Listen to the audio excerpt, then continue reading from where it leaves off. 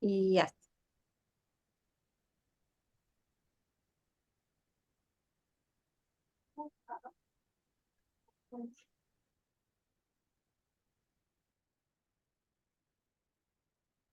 We'll just wait a couple more minutes for everyone to come in.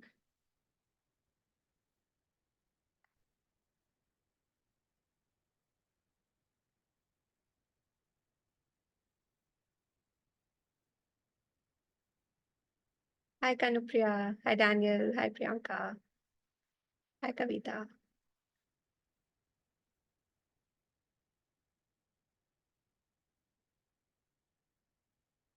Okay. Hello. Hi.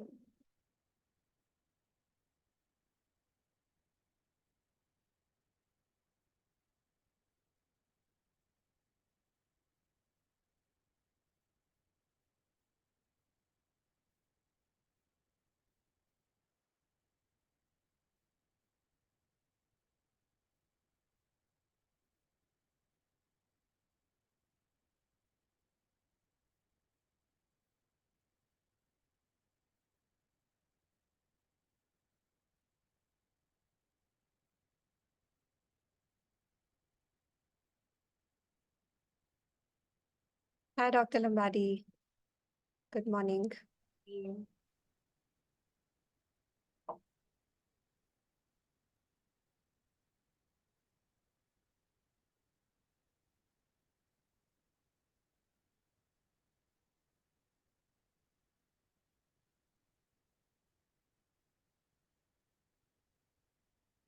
We're just waiting maybe a minute more and then we can kick off.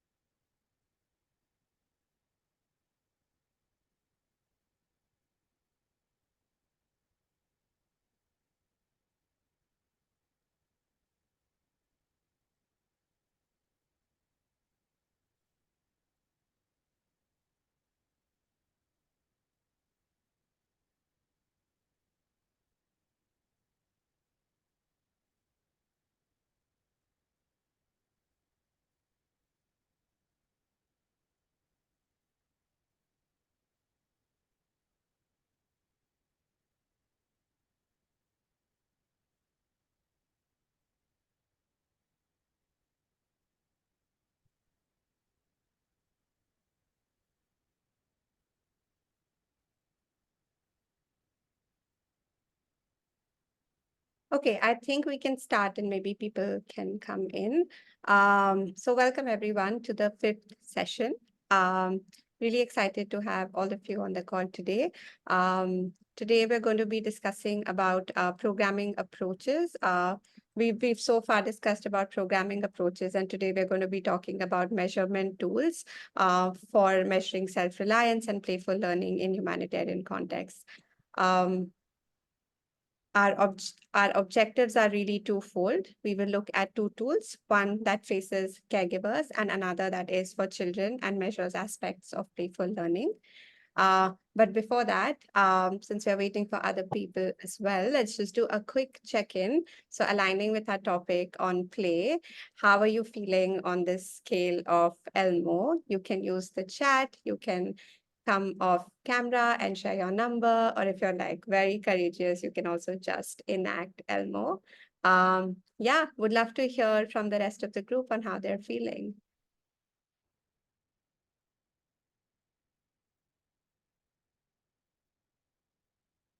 I'm very much a six today. Is there anyone else who's feeling a six today?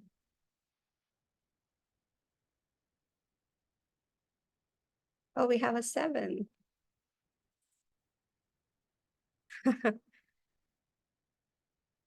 Oh, lots of six and a nine.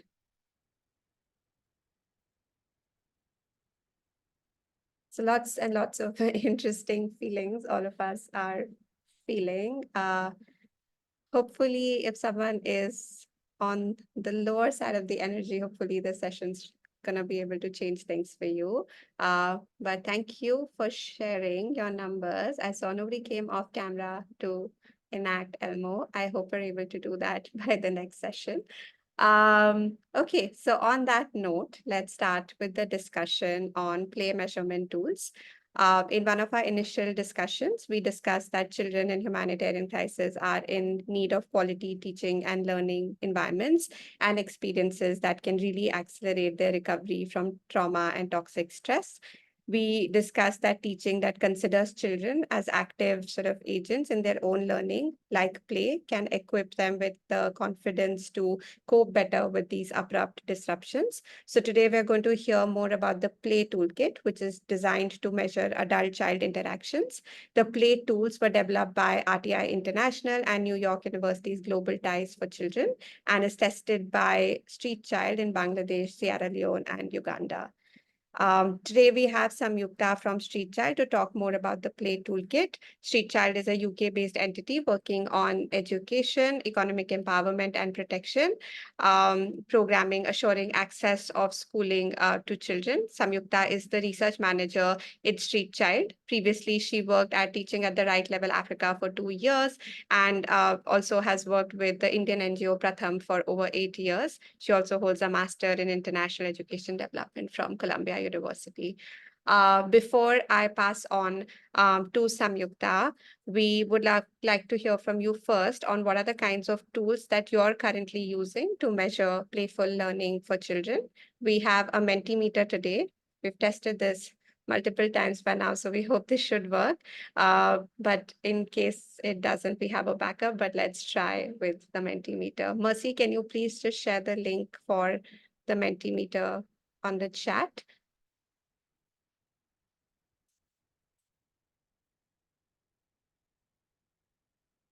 If all of you can open it, once you've opened it, if you could give me a thumbs up, that would be very useful.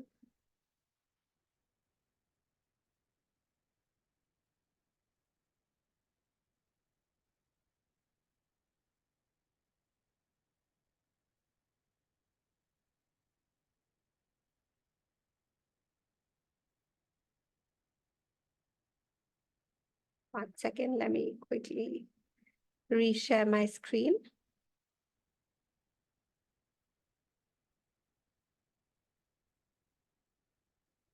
Mhm.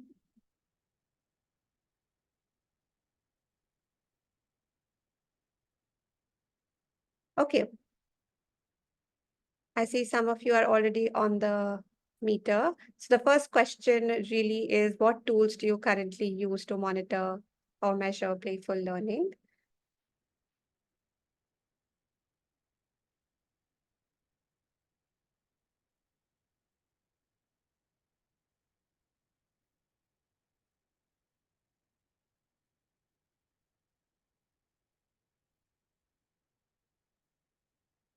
I'll wait a couple more seconds before I move on to the next question.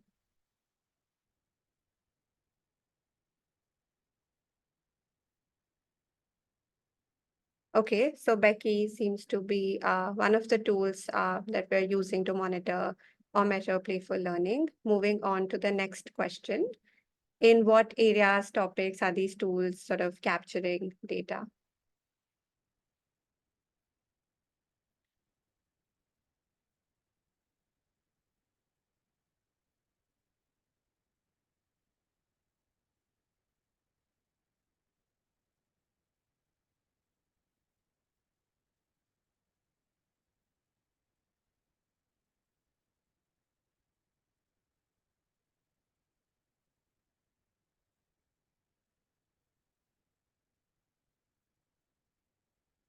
Is everyone able to see the question?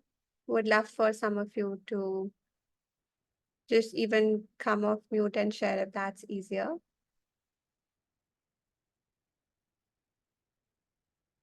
Awesome. I think it was just taking some time to sync. So are these all for only Becky, or are there also other tools that you are using?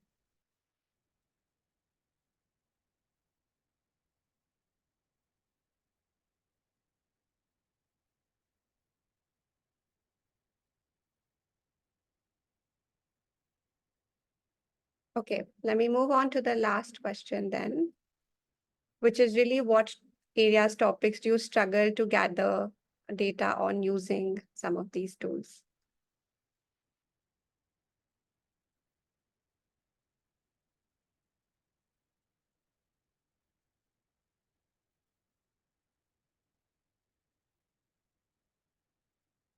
I'll wait a couple more seconds for this to sync.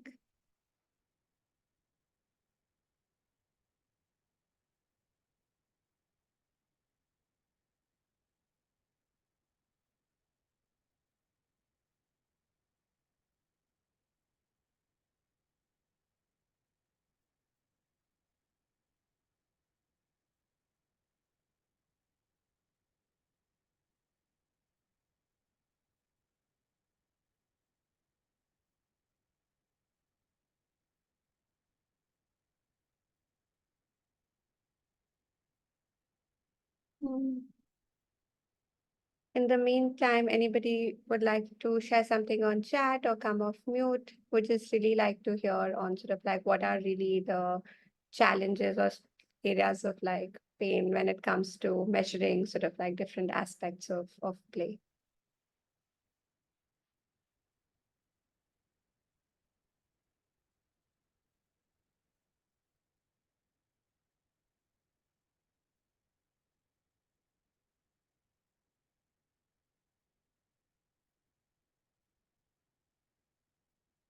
Okay, we can circle back on that particular piece in a bit. Um, but really, sort of, this exercise was just to really get us to start thinking about sort of like, and for our presenter to get a sense of sort of like what are the different sort of tools that we're using as part of this community, and what is really working, and what continues to sort of be a struggle point in this area. But on this note, I think what I'm going to do is to sort of stop sharing my screen for the Mentimeter and move on to the presentation itself by Samyukta on the Play Toolkit. We'll do the presentation for about 10 to 12 minutes and come back and have plenty of opportunities to ask questions. This is also a small group, so would love for all of you to use the time that we have in terms of just engaging more deeply on this particular piece. So on that note, Samyukta, over to you. Thanks, Priyanka. Hi, everyone. My name is Samyukta. Like Priyanka said, I'm with Street Child.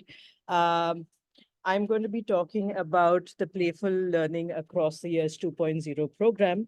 But before I delve into the overview, I just wanted to talk about, why we're looking at learning through play. And essentially, a child's experience is effortlessly engaging and self-sustaining. Learning through play kind of builds a strong foundation and motivates children to learn. The engagement and learning is also deeper when it is through playful learning, and also the learning is broader. It just does not focus merely on academic and social emotional learning skills, but tries to develop more playful skills as well, and fosters collaboration. It fosters collaboration and allows for communication, which helps children develop critical thinking skills that eventually builds confidence. Um, uh, Priyanka, next slide, please. So I think like Priyanka mentioned earlier, I think the goal of this toolkit essentially is to develop a set of valid and reliable tools to measure how children's engagement in learning is supported by adults through playful child-centric interactions. This is a toolkit that was funded by Lego Foundation and developed by RTI and NYU Global Ties. The first iteration of this tool was in Colombia, Jordan, Kenya, and Ghana. And the second iteration, which is where Street Child comes in, is in Bangladesh, Sierra Leone, and Uganda. In Bangladesh and Uganda, we're working in the refugee settlements. And the age group that we're working with is in the 3 to 5 years age group. So our data enumerators go into centers and home settings, and also in the 6 to 8 years age group. this is it is a research project, so it is embedded into the multi-year resilience program in both Uganda and in Bangladesh. The MYRP program is, as you know, funded by ECW. And who can use this toolkit? I think the toolkit is free. Later on in my presentation, I have a QR code which links you to the Play website where you can sign up and download the toolkit and adapt it to your context. And this toolkit essentially is basically administered by third-party observers. So we've hired and trained data enumerators, and they go into classrooms to observe teachers or into homes to observe how caregivers interact with children. Teachers and caregivers are also interviewed, or they complete survey forms themselves, but the observation tools are not designed for administration by teachers and or caregivers. It's supposed to be administered, like I said, by third-party observers. We contextualize these tools to Bangladesh and Uganda. So it was an extensive adaptation process where Street Child education staff and external experts gave feedback on the indicators, the wordings of the indicators, the examples, and the metrics. The toolkit essentially in Bangladesh was translated into Bangla, but when it is administered to children and to teachers, our enumerators speak in the Rohingya dialect. In Uganda, it is translated because we're working in refugee settlements in like BDBD, Chaka, Changwali, and Kiriadongo. It is translated into Kiswahili, Arabic, and in some instances in French as well. In Bangladesh, we are working in the refugee settlements in Ukhia and Cox's Bazar. As part of our program areas, we have to choose about 150 sites in each location. These sites could be a classroom or a home. So it depends. So it's basically we've for the early years part of the intervention, we've chosen a 50-50 breakup, and for the primary part of the intervention, we've gone into learning centers, about 150 sites or learning centers. Next slide, Priyanka. So essentially, this toolkit measures the quality of adult and child interactions to support children's engagement in learning. And these like learning environments, like I said, can be classrooms, homes, child-friendly spaces, anywhere where learning takes place. So if a caregiver does not have the space at home, they can even go into child-friendly spaces, get some kids, and can teach them or interact with them there. And our observers will visit these places and observe the interactions between the caregiver and children. This is the primary aspect of the toolkit. A secondary aspect of the toolkit is obviously the interviews with the teachers, the caregivers, and for the primary part of the toolkit, also with the students. In the early childhood part of the toolkit, we don't interview students. We interview only the caregivers and the teachers, but the primary aspect goes a little further because children are a little older. So we think we're working with classes 1 and 2. So the children are, we've simplified the interview tools, and children use the interviews either through an audio-based system or just in a question answer where the enumerator will ask students questions. And the last aspect of the toolkit is an inventory list where the enumerators will observe all the different infrastructure and materials available in the classroom and make note of that. And this inventory list is also captured to see how different materials in the physical environment promote engagement. This toolkit is largely, we are hoping to use this toolkit for national or regional monitoring of education and other service programs, in impact evaluations or program interventions, and for assessing the implementation of a program or intervention, be it teacher professional development, caregiver interactions, or even child-centric pedagogies. These tools do not measure child learning outcomes, but we have across Bangladesh, Uganda, and Sierra Leone, we've sort of combined the Play toolkit with the academic learning assessments that these programs already have and capture, as well as a cell assessment that we've created to capture, to provide a more holistic glimpse of children's learning. Priyanka, next slide, please. So the Play toolkit essentially is divided into 4 age groups. For the 0 to 2 years, it's you have the caregiver child observation of their interaction and interview with the caregiver. These protocols have been created and are available on the Play website. For the 3 to 5 years and the 6 to 8 years that Street Child, the age groups that Street Child is working with, we look at, again, the caregiver child observation tool. We use the EC classroom observation tool as well as the inventory, and we have interview protocols for the caregiver or teacher. The same kind of tools are developed, but there might be, the examples might be slightly different for the primary classroom. But again, we're recording observations, inventory, and interviewing teachers and students. Next slide, please. So what are these toolkits? What are the indicators that they measure? So there are essentially, across all 4 tools, there are 4 constructs or indicators. The 4 main constructs are support for exploration, support for children's agency, support for their personal and social connection, and support for emotional climate. So in terms of the support for exploration, some examples of support for this construct could be asking questions that encourage children to think by themselves, to generate explanations or reasons, or connecting concepts in a particular lesson to children's interest and life outside of their learning environment.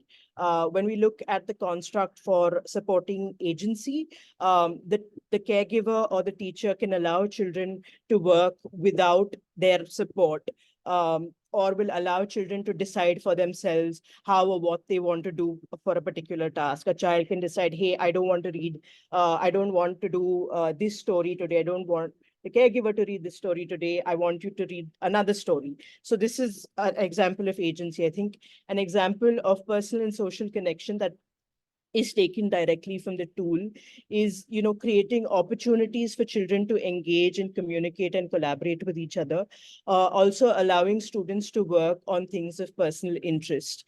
And finally, in the support for emotional climate, some of the examples include promoting or modeling the use of positive emotions or interactions and providing a risk-free environment. Next slide, please. So the lessons that we've learned from implementation, we have actually just concluded a pilot in Uganda and Bangladesh. The data from the Uganda pilot has been analyzed, and we've got those results, and we've shared that with stakeholders. The Bangladesh data is currently being analyzed. But from the 26 learning centers that we piloted this toolkit in, we learned that there was scope for teachers to connect concepts to children's life outside the classroom. While there were in the refugee settlements, there were limited learning resources and a lot of overcrowding in the classroom. Teachers did manage to give learners physical space to explore.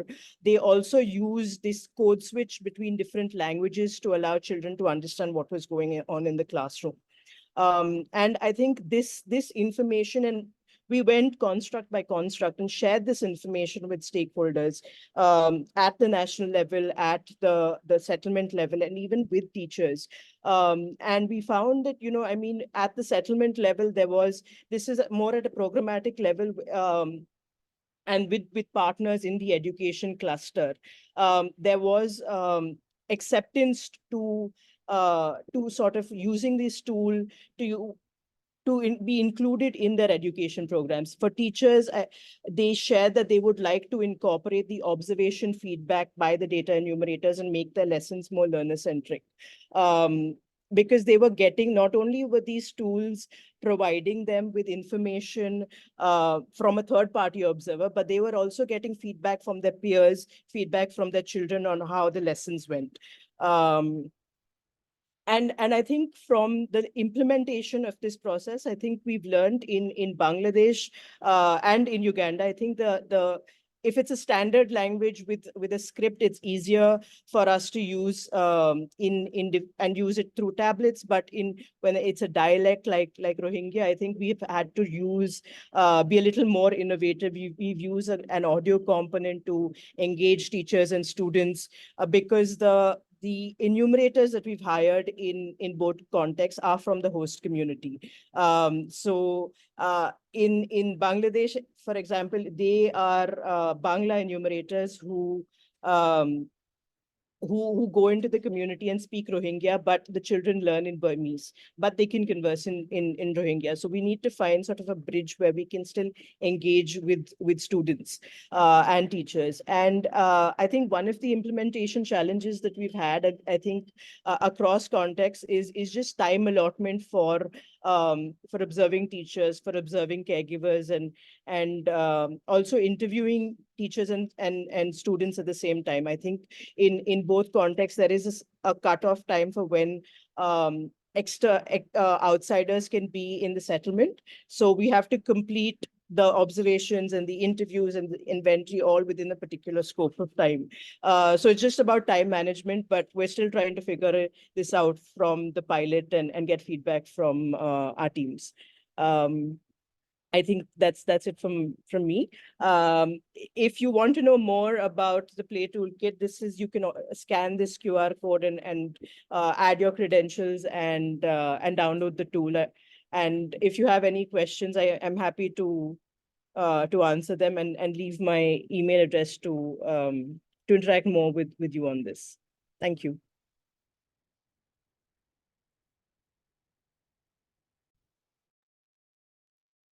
Thank you, Samyukta, for that presentation.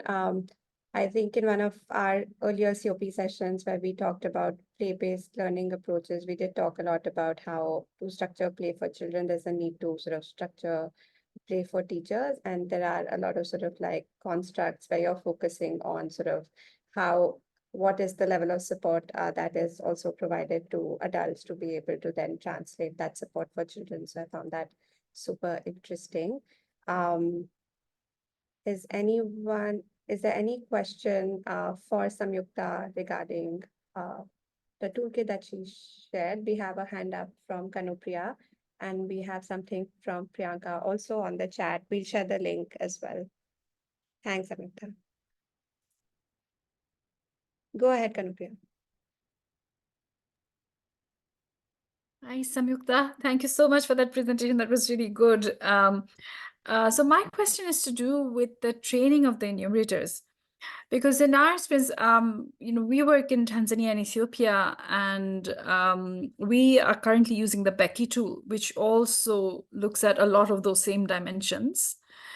And we find that concepts of play, concepts of agency, concepts of adult-child relationships, and the level of democracy in an earlier setting, especially when it's a center-based or a quasi-school-based or a ECD center classroom-based approach, those concepts are very culturally rooted. And it's not always very easy to train enumerators to understand, the importance of play, but also for them to develop eyes and, to know what is agency and what is not. So yeah, what has been your experience in recruiting and training enumerators who understand the question and are able to sort of observe with the eyes, in the same eyes that the tool developers had, in a sense? Thank you. Thanks, Kanupriya, for your question. That's really interesting, and I think this is something that we're still figuring out as we go along. I think in Bangladesh and Uganda, and actually across the three constructs, the three countries, sorry, even Sierra Leone, we are trying to recruit enumerators who are from those communities or who have had some previous experience, whether it's teaching experience or collected data from those communities. So they are familiar with, the settlements and the protocols of the settlement. So in Bangladesh, we specifically hired enumerators, about 10 of them, who could speak the Rohingya language, were very conversant in it. They either had some previous education experience, whether it was teaching or whether it was doing some form of educational interviews, or they had data skills or research skills where they went out and did surveys. So that has been the criteria when we've recruited enumerators.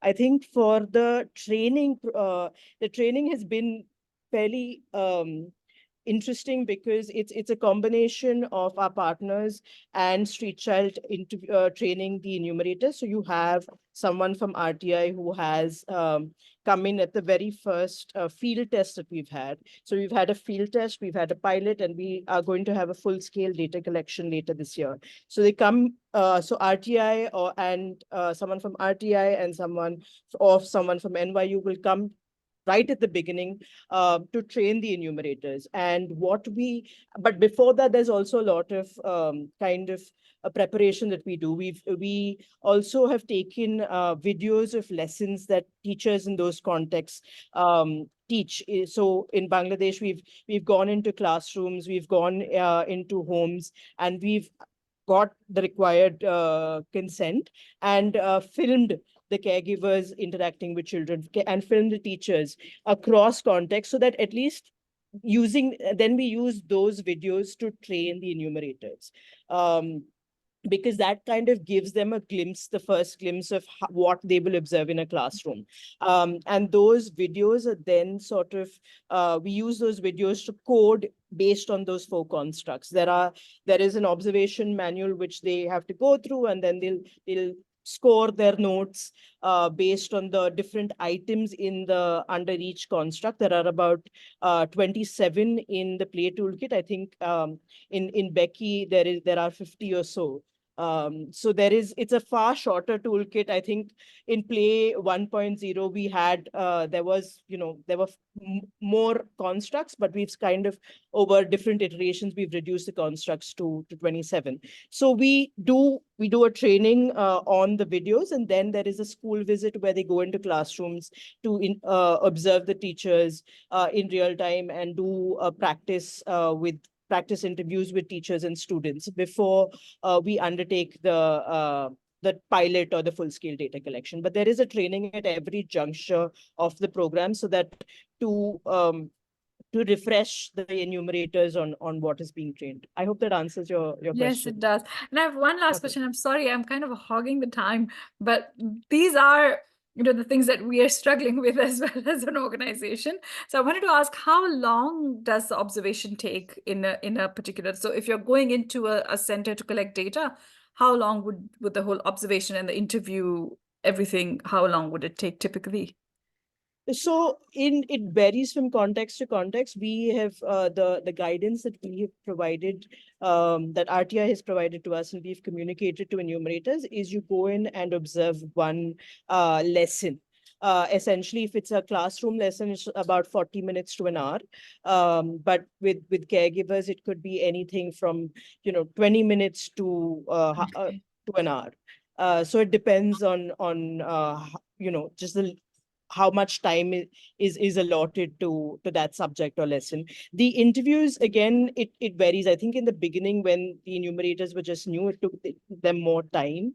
In Bangladesh and in not so much in Uganda, but in Bangladesh, I think the teacher, because there is a shift system, they find it difficult to and the teachers don't have that much time, so they have to do we've tried to get the interviews down to about 30 minutes, and with the children it's about 20 minutes, but the teacher interview also is we've told the enumerators that you observe on day one, and then you go back to the same classroom and do the interviews on day two, and do the interviews with teachers and students, because it's just impossible for them to do everything on one day, and you have to interview 6 students.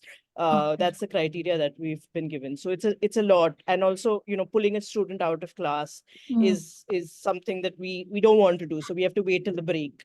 So it's these nuances that we have to work with in each And context. one last question, I promise.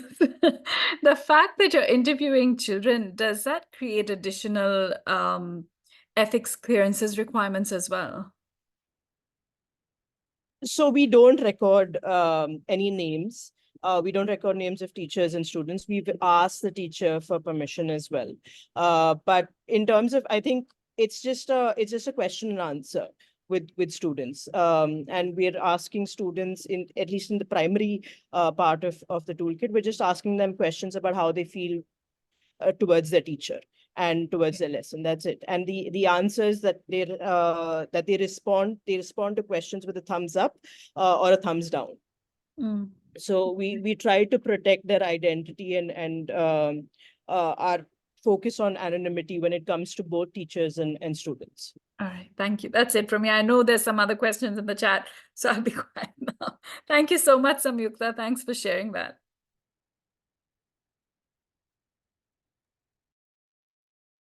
Amrita, there's a question on the chat from Samuel around if you work with parents and caregivers with the tool, and if you plan to extend the project in Kenya. So with the toolkit, the observation tool is used by the enumerators to observe the caregivers. And with it depends from context to context. We also have the interview tools on a tablet. So if what we've tried to do is we've tried to ask our enumerators if the caregiver is comfortable with you just asking questions, then that's great. If they don't, or if they want to, and what they try to do is that they'll ask the question and the answer is then sort of selected by the enumerator on their tablet. But in Bangladesh, in some cases, there might be when they are big, we want it to be a more structured interview. So we've added an audio component as well. So each enumerator has a tablet, has earphones, which they provide to the caregiver when they're interviewing them. They put those earphones in and they listen to the question and they select their answer. Because the question is then in Rohingya, and it is, we want to ensure uniformity across enumerators to ensure that there's no sort of impromptu translation happening. In terms of expanding to Kenya, I think Play 1.0 was implemented in Kenya. It depends on, I mean, project to project, and Street Child has a program in Kenya, but as of now, we don't have plans to expand to Kenya. But I mean, the tool is free. It's up on the Play website. If you wanted, you can download it, adapt it, and use it in your context, and provide feedback as well. You can provide feedback either through Street Child or directly to RTI and Lego. It's all open source. They are encouraging people to download the tool and try it out.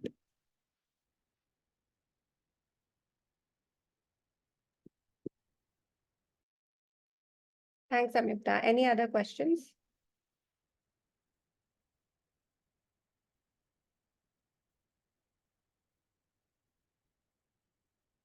Amrita, would you be able to take us through one of the constructs and how does that sort of like go across different age groups? Would you have something to share to that? I think it'd be nice to see how a particular construct basically goes across different age groups. Sure. So we can choose the first construct. Priyanka, do you have the format that I'd shared? 1 second.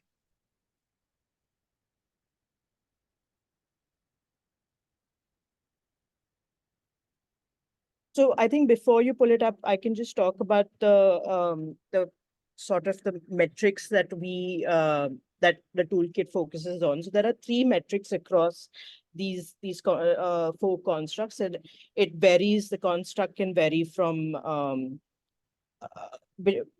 the items can vary between constructs. So the three metrics are effectiveness, participation, and frequency. And you see, based on how often you see that behavior, or how effective that behavior is, or if how children sort of participate with regards to that behavior. I think, Priyanka, if you could just move to the observation part. Yeah. So this is this is a comparison of the caregiver observation tool and the EC classroom observation tool. The construct that we've looked at, that I've highlighted here, is the FO2E2 is an item, which is a sub-indicator under the construct of emotional climate. If you see E at the end, it means emotional climate. So the item description of the behavior would be that the caregiver displays physical affection to the child, and the metric is based on observation and the number of the frequency. So essentially, there are, if the examples or notes provided is for the observer to refer to if they've seen that behavior in the caregiver child interaction. Similarly, with the EC classroom observation, the item code is slightly different. It's COX4, which means it is an item, and X would be under exploration. You have the behavior or the item description. And then the metric for this particular behavior is effectiveness. And then there are a bunch of examples to explain to the enumerator if they see any of these examples in the classroom. So this is essentially what we've tried to do with these examples. Are in some context, we've also noticed that, these examples are just completely irrelevant to a particular context. So we've given feedback in those. There is a specific tool for Bangladesh, for Uganda and Sierra Leone, just based on the constructs will be the same, the metrics will be the same, but the examples will vary from context to context. And if you, Priyanka, do we have time to go through the interview format as well? Yeah, if we can do it within 2 minutes, that would be great. Sure. So for the caregiver and the EC teacher interview, again, we've got CSX1 and X2 is all, wherever you see an X at the end, it means that it's a item under the construct of exploration. And there are a set of questions that are asked, and they've been created in such a way that, each question is under one particular set or construct. And there is a frequency for, there's a different frequency for the caregiver interview, and there's a different frequency for the teacher interview. There are different modalities as well for the caregiver and teacher interview, which I won't go into right now, but it's something that can be contextualized once you start adapting it to your context. Joan, to your question, this is the pilot stage. I think what we've tried to do we've only sort of disseminated the data and information we've collected to the teachers and the settlement officials and some government officials in Uganda. And teachers have provided, they have learned from these observations that we've shared and from the feedback, and they're like, oh, we should be doing this more often. Or if we've spoken about, how children are not, because we have shared feedback also about how the child is feeling in the classroom. So it is valid feedback that they are taking, and they, at least in the dissemination workshops that they've had, there has been a demonstration to go back and have a behavior change in the classroom. So currently we've not sort of had any on feedback on individual programs, and overall, I think that conversation, we've not gone too deeply with the program officials, because it just depends on, who's at these dissemination workshops. We've sent invitations to people, but I think whoever has been able to make it on the day has come for the workshop. But in terms of feedback, we've provided it to them, but we've not sort of gotten any response in terms of course correction with regards to the program. We are hoping to try this more specifically in Bangladesh. I think Uganda, we just had the dissemination workshop a few weeks ago, which has also taught us who all we should invite to the meeting, which specific stakeholders should be invited to the meeting. So I think hopefully going forward, we will provide more feedback on individual programs.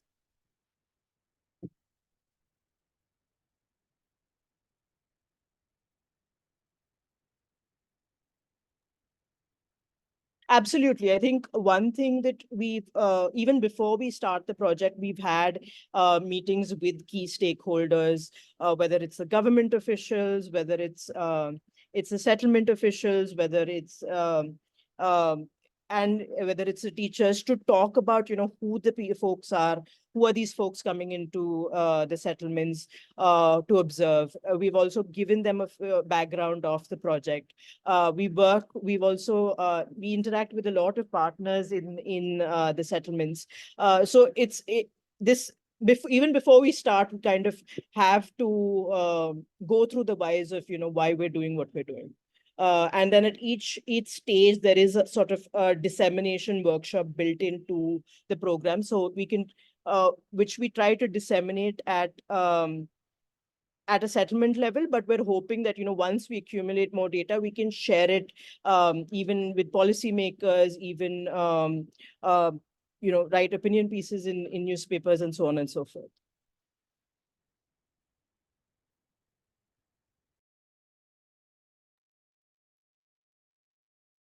Awesome. Thank you. Thank you so much, Samyukta, for taking us through the tool. I know you're only around for 15 more minutes, but we'll have your email sent out to people in case they want to reach out to you. And as you're sort of developing this tool further and testing, and if there are learnings that you want to continue to share with this group, please feel free to do so. But thank you so much for your time today. Amazing. So now let's move on to caregivers. In the last two sessions, we heard a lot about programs and interventions for caregivers, which includes services like providing business and mindset training, giving startup funds to refugee families to run their micro businesses, running BSLA programs, etc. The goal for all of these interventions has largely been to facilitate livelihood opportunities for refugee families and support with economic empowerment. We've talked about building self-reliance amongst families living in refugee contexts, given sort of the budgetary shortfalls in humanitarian aid, rising number of crises, and increasing in refugee population. So today we're going to get a little bit deeper into this idea of self-reliance. We have Dr. Ilana Sef with us today, who will talk about a tool called the Self-Reliance Index, which helps to measure household self-reliance over time. This tool is developed by the Refugee Self-Reliance Initiative, which is a multi-stakeholder initiative co-founded by Refugee Point and Women's Refugee Commission. Dr. Lana Sef is an academic and technical advisor at RSRI. She's also a research assistant professor at Washington University in St. Louis. Her work focuses on the intersection of violence, social norms, and mental well-being for those impacted by humanitarian crisis. Dr. Sef has also previously worked on the Living Standards Measurement Survey team at the World Bank. Before I pass on, let's do a quick reflection.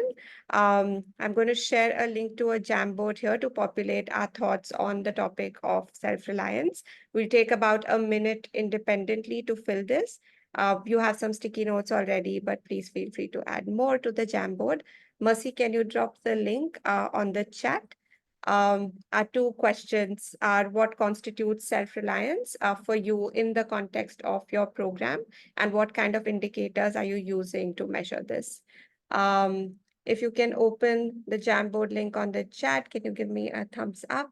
And we'll take a minute to independently reflect and add our responses to these questions.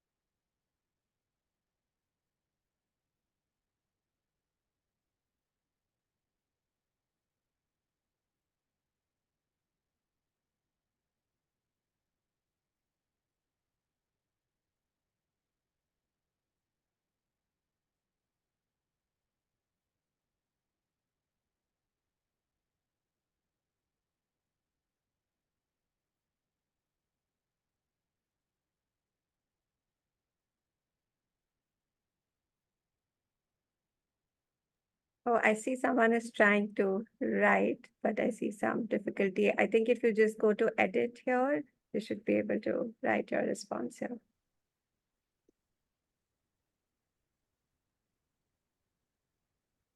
Or you can also just use the chat and I can add it to the note.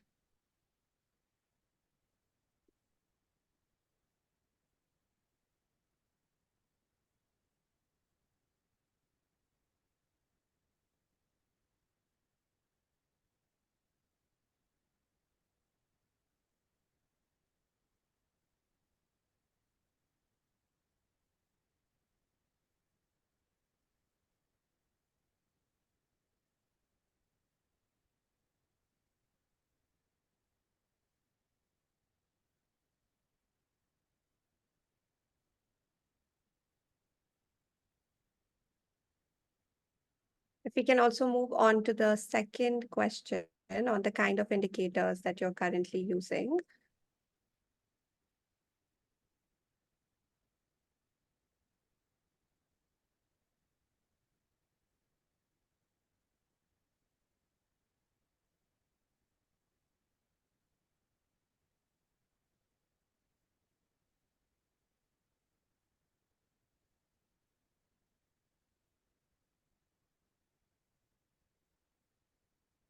Anything on indicators?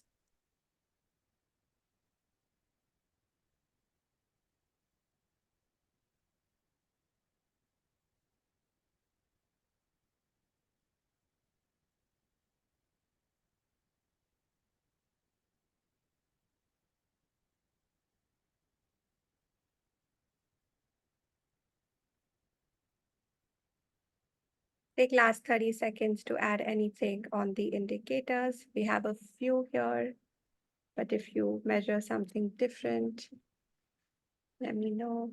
Okay.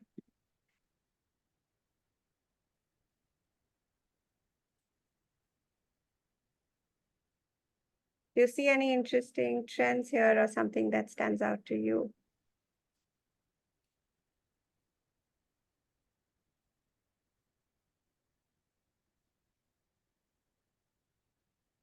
Okay.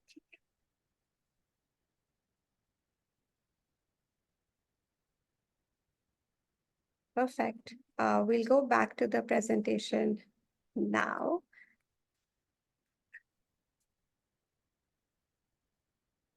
Awesome. I will come back and add the indicator that Samuel has added. But yeah, I think very sort of similar reflection. I think when we started sort of researching on the topic of dual gen, we learned that there are very few tools that are measuring self-reliance, and then even fewer sort of tools that are measuring non-financial dimensions of self-reliance. So even if we see the Jamboard, it seems like there's a lot of focus on economic indicators. So that's something that stood out to me as well. I think on that note, I'm going to hand it over to Dr. Seth to take us through the tool, and then we'll open up for Q&A. Thanks so much, Priyanka. Yeah, thanks so much, everyone, for inviting me to join for this community of practice call. I think it'll be a bit of a different topic than maybe is normally focused on, but hopefully it's still interesting and of use. And yeah, I can see just kind of adding on to what Priyanka said, I see a lot of the indicators here are kind of economic focus, financial focus, which certainly is a huge component of self-reliance. But the way that we define self-reliance at the Refugee Self-Reliance Initiative is the social and economic ability of an individual, a household, or a community to meet its essential needs in a sustainable manner.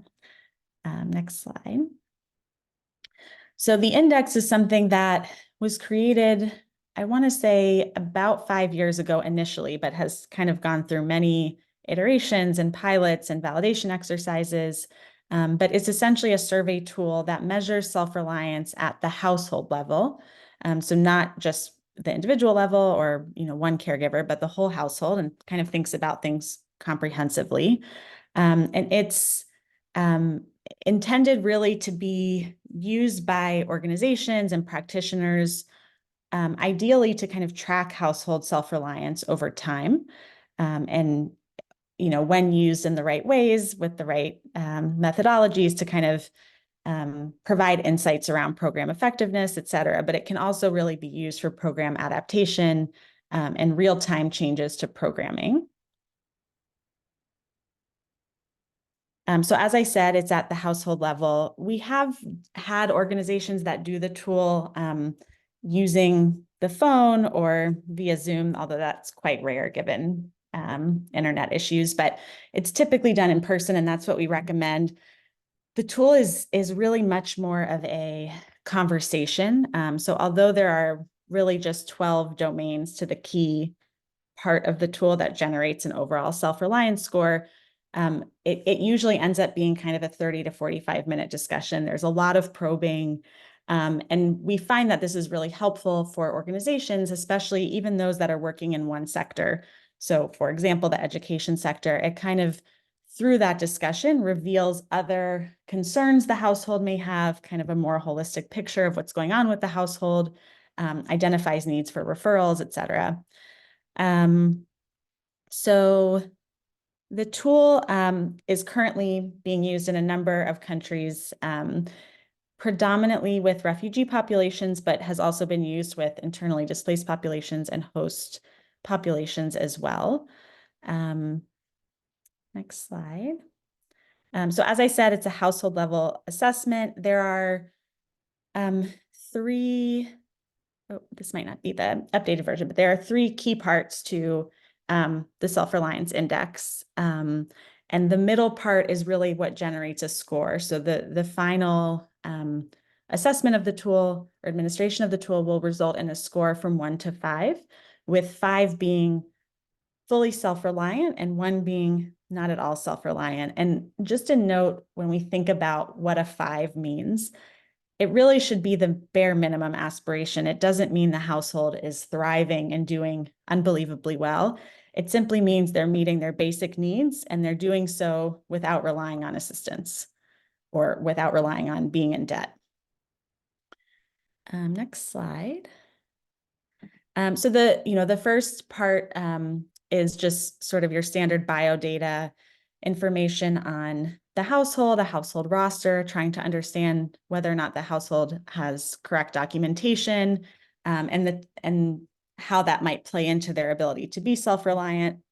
And we work with the RSRI, and I will talk about this later, but we provide some in-kind support. So if you wanted to customize this section, we're happy to kind of do that within either ComCare or COBO. We have the tool programmed in a number of data collection platforms already, and we're happy to make these kind of modifications that are of interest to you specifically. So the bulk of the tool is this part 2, the score domain. So there are 12 domains, 14 questions, and they all are, some dimension of self-reliance. Each domain gets a score from 1 to 5. And as I said, there's also a final self-reliance score that is measured on 1 to 5. Next slide. Let me just see. Yeah, so as I said, there's 12 domains, and you can kind of think of them as being organized across 3 overall categories. So the first is, are the basic needs being met? So that includes housing, which is the housing is adequate for the number of people. It's safe, it's secure. If there's not more than a certain number of people per room, that type of thing, access to water and sanitation. Although the tool itself is universal, there are a few kind of contextualization exercises that need to happen when it's being implemented in a new setting. So, the definition of what is adequate housing, that may vary by context. And so it's really important to kind of have discussions among your team at the onset to define how you will define adequate housing. And the other component of housing is ability to pay rent on time, if that's applicable. Food security, education, which for the purposes of our tool looks just specifically at whether or not children of primary and secondary school age are in school at least 50% of the time, and access to healthcare for all of the healthcare needs that came up. And those are all in the last 3 months, except for food, which is just looking at yesterday. So resources is kind of the next piece, and that is, okay, you're meeting your basic needs, but how are you doing this? Are you doing it through employment? Are you receiving assistance? Formal assistance, meaning, so, formal aid through organizations, through religious entities. Are you in debt? And then other financial resources. So are you receiving remittances? Are you having to sell your assets, dig into your savings? So trying to understand where you're pulling from to meet these basic needs. And then the last component is sustainability. And this is kind of more of the social element, and thinking kind of about the long-term likelihood that you'll be able to remain in a self-reliant state. So do you have any savings? How much can it cover? Your sense of safety, and whether or not safety concerns are interfering with meeting your basic needs, social capital, and then your health status that may preclude you from seeking employment. So these are just a couple of examples of what the tool looks like in different domains. So there's always kind of, the purpose stated and a guiding question to kind of get the conversation started. But again, we really encourage that each question is a conversation. You're not meant to read the response choices. We have found that so many things come up when a conversation is really stimulated that do not come up when you just ask the questions and response choices one by one. Next slide. Again, employment, there's often, typically little tips to the right that also provide guidance about certain things around scoring. Again, some guidance around little specific issues that come up, we encourage to be universal so that we can do comparisons across contexts, but some things have to be decided context specific. So for example, the difference between a 4 and a 5 for the employment domain, they're both full-time, but one of them is looking at, do you have the necessary legal documentation to be working at full-time? And that is meant to kind of, again, differentiate between, okay, you're generating full-time income, but are you at risk of facing legal consequences, potentially being deported? So trying to distinguish between those two things. And what that legal documentation is will vary by context. And so it's important for the whole team, the data collection team, to all agree that they're going to count this as legal documentation and not otherwise. And then at the end, the part 3 is open questions. And this is really a chance to solicit any kind of additional information from the household or the respondent that they feel is important to share with you, an opportunity to collect a bit of qualitative data, and also to really reflect on referrals. Next slide, actually. Yeah, and referrals, which I'll touch on in a minute. So as I said, we've already scored the tool with including the whole scoring rubric in several platforms. So Kobo, ComCare, Impact Atlas, I think another as well. And we have someone on our team that is happy to work with you to even add, let's say you wanted to look at self-reliance along with the tool that was just shared, or a different tool that's more specific to education. We're happy to build that into the tool so that you can look at the two things in conjunction with each other. It's really quite an easy tool to use. And I think we've had, partners express appreciation for that. And again, one of the nice things about this is that, again, we really encourage organizations to follow up with households at least every 6 months to really understand how things change. And one point about that is, it takes time to see self-reliance based on the definition. So if you take a measurement of household self-reliance and then you provide services to the household, they might actually initially at the next measurement see a small dip in self-reliance, because although they may be meeting their basic needs now, they're doing so with the help of assistance. And it's actually hopefully at the third measurement, when they're no longer receiving this assistance, and you hope to see that they're still meeting their basic needs. So it's really about more than their kind of basic well-being. It's about, are they doing this on their own or with the help of their community and social networks? Next slide. So there's a user guide that is quite detailed and provides a lot of information. We're actually about to release a sort of 3.0 version that has a few kind of adaptations that have been informed by some validity exercises and field visits in other contexts. And so that will be released with an updated user guide as well, that can kind of be taken with folks in the field. And we also have an e-learning module for training. So, and actually, I think that's in the next slide. So just a couple of things in terms of insight. So as I said, you can do client tracking, look at changes over time.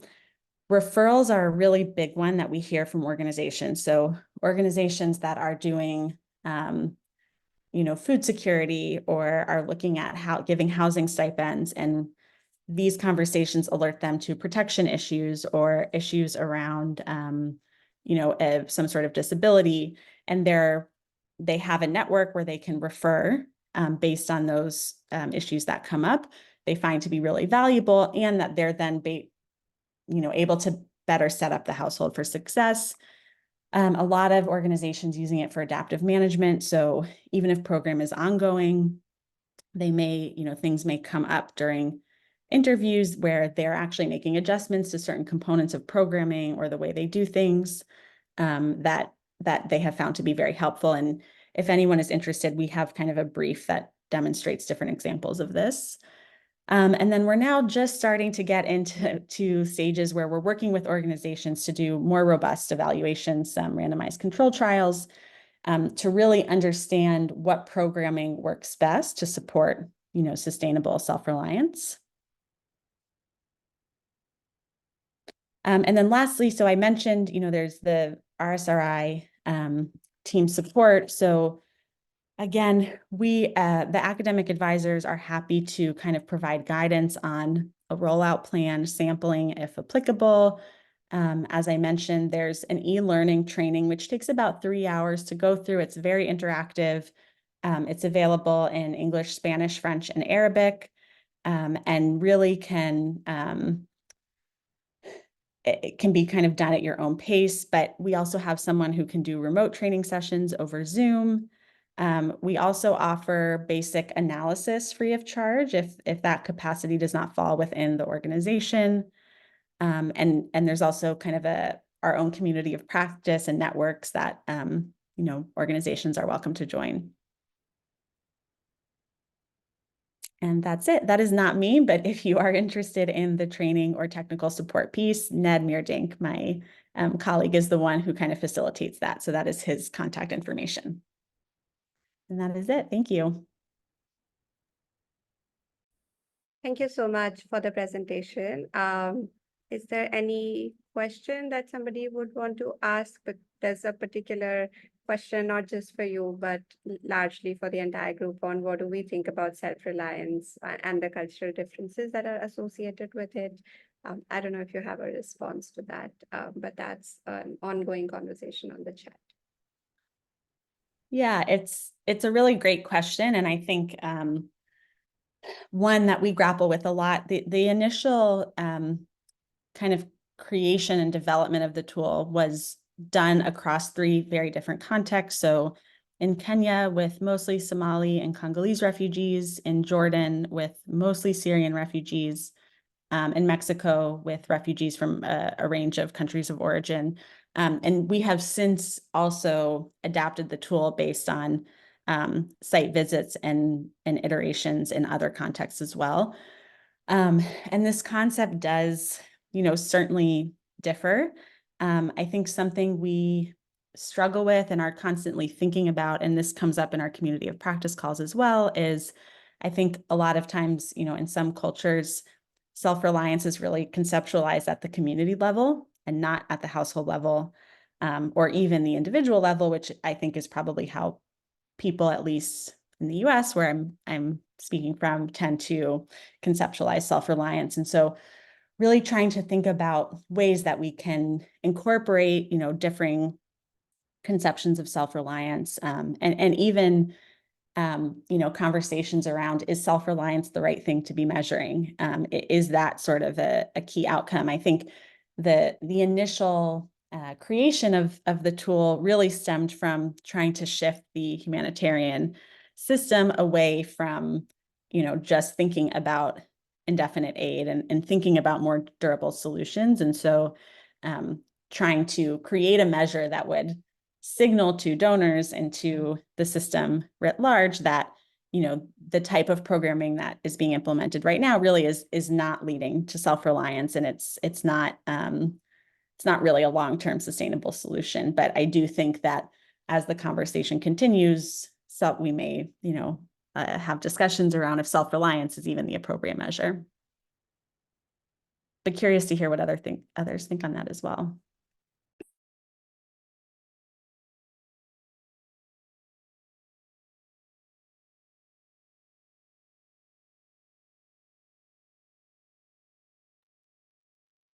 Any response to that or any other question? Yes, Kanupriya. I'm happy to wait if there's other questions because I don't want to be sort of taking up all the time. No, go for it. All right. Thank you so much, Ilana. That was really great. I have a couple of questions, a couple that are more logistical. Is the tool available in Swahili, for instance? Has it been used in sub-Saharan Africa at all? The second is, has it been used in non-refugee contexts? Because I can see that a lot of those very same measures are quite relevant in areas of protracted crises, or we work in dense urban low income settings where a lot of the parallels of a refugee camp are visible, and a lot of the same all of those things that you're measuring to measure self-reliance, they are an issue. So I wanted to ask if that's ever been done. And we're thinking of designing a voucher, a targeted voucher for families to pay fees of daycare centers. And I'm thinking a measure like this could be a really good proxy measure for targeting which families need this the most, need the voucher the most, right? And I'm wondering if you've seen the tool being used in contexts like that. Yeah, thank you. Those are two really great questions. And the second one is super relevant to a lot of conversations that we've been having. So for the first, remind me or please let me know if I forgot any part of the question. But the first thing that you said that I wanted to flag is that the tool was originally developed to be used with urban refugees specifically, and not refugees in camp-based settings. And that is another kind of more conceptual question we have, is what does it mean to be self-reliant in a camp setting? And is that even possible? And I think we have a lot of organizations that want to use it in camp settings. And I think there's probably even some differing opinions within the RSRI leadership around whether or not that makes sense. Certainly I think we need adaptations for a camp-based tool, but do we also just need a tool that's measuring something completely different? Although it certainly is practical for advocacy purposes to demonstrate that self-reliance is likely not achievable in the current kind of camp, setting. It has been used with non-refugee populations. I mentioned it's been used with, host and refugee populations in some settings, but it's also been used with internally displaced peoples. I don't think we've had any applications with non-displaced populations who are living in their country of origin, but I agree that, a lot of the constructs are quite similar. I think an adapted tool could be used that would be, quite interesting to also capture. The other point that you made at the beginning, it has been used in Swahili, and we have a number of partners using it in Kenya, some in Uganda, and they, I think, would be certainly willing to share a translated version of that tool. And then in terms of the daycare, so that's a really great point. So the health status question, which is domain 5, is really meant to look at whether people in the household have a health condition, disability, or some health condition that either precludes an adult from working, seeking employment because of their health condition, or they can't seek employment because a dependent in the household has a health condition and they need to provide caregiving activities. Something that has come up, this came up repeatedly in a site visit that we just did in Poland with Ukrainian refugees, and has come up in other contexts, is how much childcare impacts on adults' ability to seek employment, and really, even, and then the follow-on effects, of course, that has on other domains of self-reliance. And so we're hoping that in this new 3.0 version, that health status domain will actually kind of be reconceptualized to not be about health status, because we do have a healthcare question, but really to be about domestic responsibilities that preclude employment. And so I don't know of any organizations that have used the tool to gain insight around daycare vouchers, but I think it's a phenomenal idea, and hopefully the tool in this newer version will really be set up to provide insights on that. So it's a very timely question. We've been having. I'm going to get in touch with you, Ilana, more about that, if that's all right. Yeah. Yes, please do. Thank you.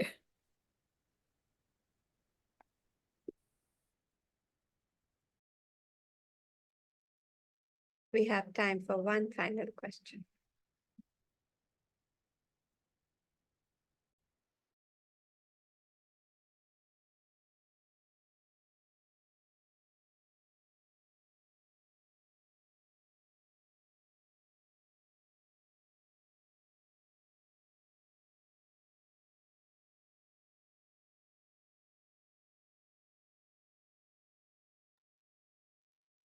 Okay, I also have one question which I just wanted to ask around sort of, I know you're measuring sort of self-reliance over time, but most of these families are oftentimes just one medical emergency away from getting out of self-reliance again.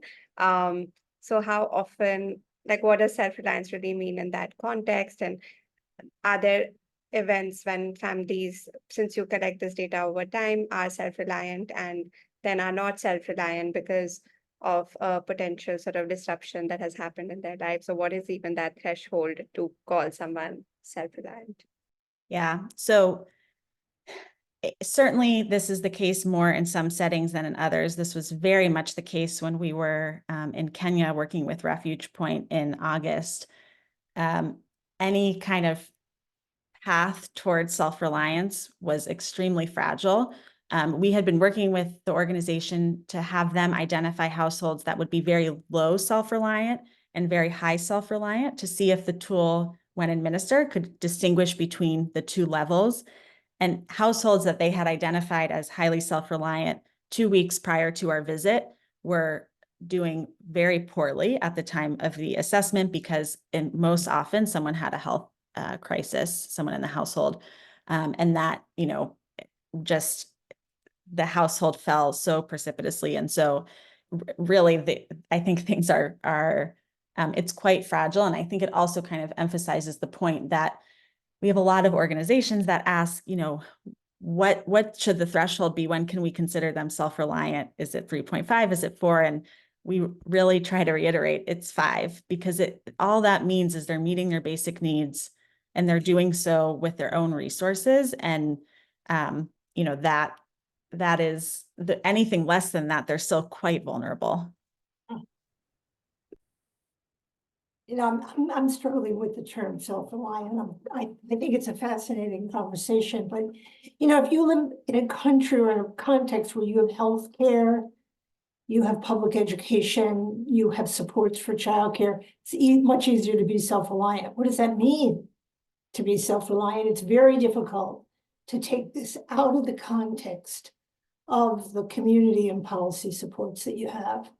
So I totally get why you moved to this term. I get it. Because we want to encourage people to have their own revenue to be able to be moving forward, but it does feel like a very culturally loaded term. So I just had to share that, although I really appreciate your presentation. Sorry, I'm muted. Yeah, no, I don't disagree. And I think this is even coming up in some work we're doing in the US context around, part of the definition of success is to be able to give back to your community. And that came up repeatedly across interviews. And I don't think that's something that comes up. Certainly, if I were to interview my friends about what success means to them, it's not something they would say. And so I agree. I think these kinds of things need to increasingly be part of the conversations.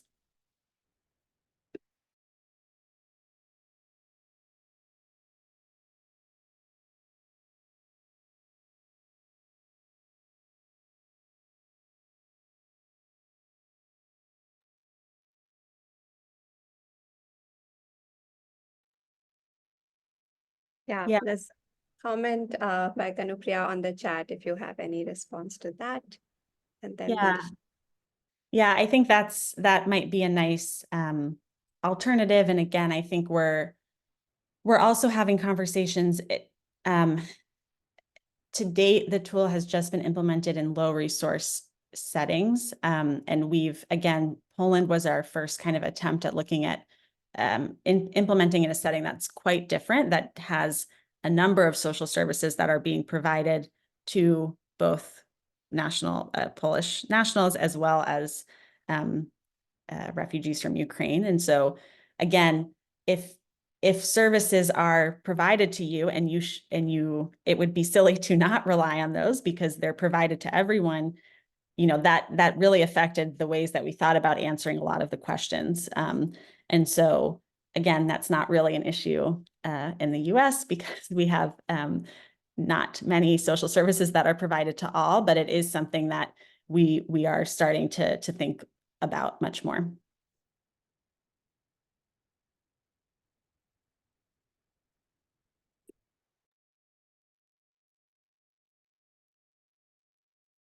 awesome. Thank you. Thank you so much for this presentation. I think it was a very important conversation. I really enjoyed this. I think there are a couple of people who want to get in touch with you, so I'll facilitate that connection after the meeting. There's also Samuel, I think, who wrote on the chat that he'd like to connect. So I'll facilitate some of those after the call. But thank you so much for spending this morning with us. We really appreciate your time. Awesome. Great. Before we close out, just a quick few requests from our side. As you know, the UN has declared June 11th as the International Day of Play. It's the inaugural year that's celebrating the right of children to play worldwide. At GSF, we are curating play-oriented resources that are targeting both children and caregivers. And we're building a database of tools and resources that you're using to promote play in your respective programs. We have a link for a form and a QR code. Please feel free to share this with anyone else. And if you're running a particular play-based intervention, please do put in your name and we'll get in touch with you. It's a super short survey, so shouldn't take a lot of time.